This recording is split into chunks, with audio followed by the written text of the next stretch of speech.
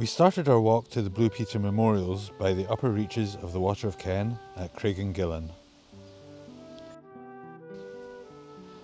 Setting off up a forestry track that follows the Polyphry Burn to Moorbrock Estate, where we joined the Moorbrock Estate path. From there, the track goes through a glen with Beninner and Cairnsmore of Carsphairn on one side, while Green Hill and Moorbrock Hill rise on the other side. Llaneth Bothy lies in a bowl near the head of the glen. At the Bothy, we follow the track a short way round the side of Dugland Hill. Windy Standard is just in front. After around 90 minutes from starting out, we come to the site of the first memorial.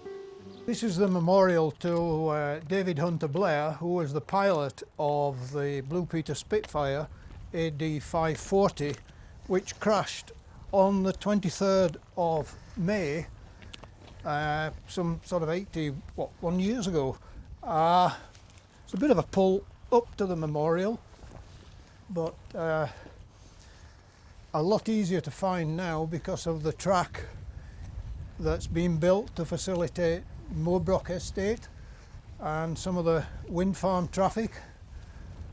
But I think it's worth it to pay respects to somebody who sadly perished doing a job that allowed us to arguably have some freedom.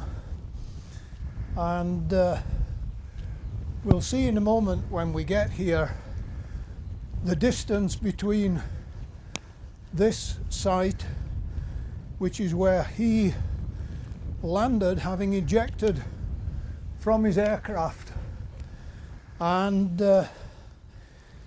unfortunately he wasn't high enough and his parachute didn't properly deploy, so he hit the ground and subsequently died.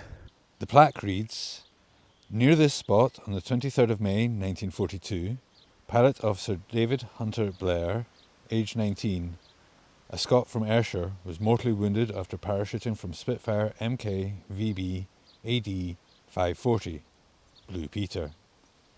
He died that others might live. Lest we forget, 1993. The place where the aircraft landed is, if I can, is roughly about there, along the track that has now been built after a change of ownership of the land of Cairnsmore of Carsphairn. And it was that track that led to a bit of disappointment for me in 2022, when the track had actually been bulldozed and the second memorial, which we will come to, had been covered. But by good fortune, the contractors decided to scrape away the earth, and they did find the original memorial, which I was very grateful for. And there's a little bit of damage to it, but we'll see that shortly when we make our progress along that track to that location. But it's about a mile between the two memorials.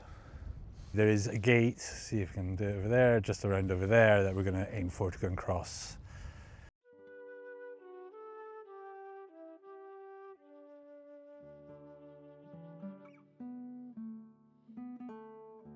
We then returned to the Bothy, where we had a quick lunch before splashing across the Bowburn, and eventually finding the gate through the deer fence. This allowed us to join the track, which starts at the Green Well of Scotland, just north of Carsphairn. We followed it round the back of Cairnsmore of Carsphairn to the second memorial. So here we are at the site of the crashed aircraft, and you can see the memorial stone. The second plaque reads, "Near this spot on the 23rd of May 1942, Spitfire MK VB AD540, Blue Peter, crashed whilst on convoy duty in the Clyde Estuary. Pilot Officer David Hunter Blair being killed in the accident.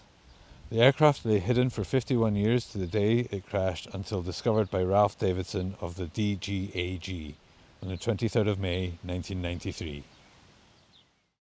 And this ancient little cross and knitted poppy I put up here on the 80th anniversary, which was just after it had been sort of recovered. And it's good to see that the scratch marks that were on the metal plaque here have now eroded with the passage of time, and you can no longer see them. But if I turn around behind me, you can see where the track junction is on the face of the hill, and if you go up the slope of the track, and then where the light patch of vegetation is just uphill from the track, that's where the pilot, David Hunter Blair, where he landed, and this is where the aircraft landed. And at the time it was actually buried. I'm not quite sure why it was buried. Perhaps it was carrying some sensitive material that they didn't want to become taken by the so-called enemy. And it was finally recovered 51 years to the day. So in 1993, 23rd of May 1993, it was recovered principally by Ralph Davidson, and a lot of that wreckage was subsequently taken to the Aviation Museum at Heath Oldham, Fries, although I believe that it no longer is in that museum. It was taken to an enthusiast who restored Spitfires, and the story seems to have got lost on the internet. So I apologise for not being able to fill in the exact details as to its location at the moment. But this is where it landed, and of course the connection between its name of Blue Peter, which was nothing to do with the skull and crossbones flag.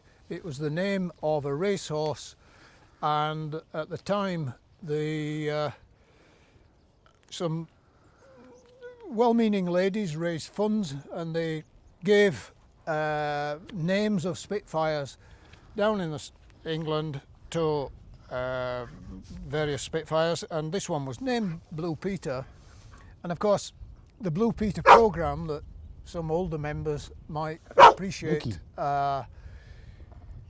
got an interest in the recovery, and they came and filmed that, and that is available. The programme that covered it is available on YouTube. So if you're interested in that, you can sort of put into YouTube the, I don't know, Blue Peter Spitfire, and you probably come up with the answer. But it's well worth looking at if you're interested in the whole story of this. But we're now going to be surrounded with trees, and I'm not sure how long this track will remain. It's certainly deteriorating with the ravages of nature.